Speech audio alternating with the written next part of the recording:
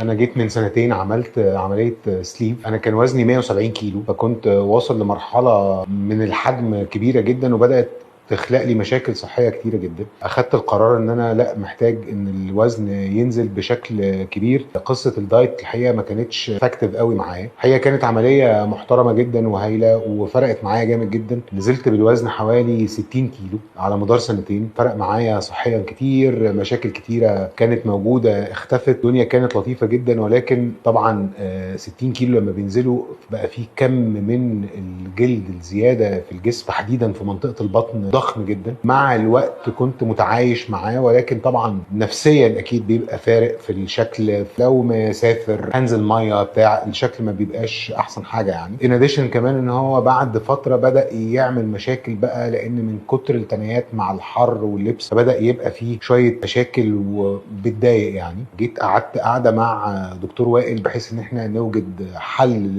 للقصه دي. كم الراحه النفسيه، وده فاكتور مهم جدا جدا جدا، بيفرق من في التعامل.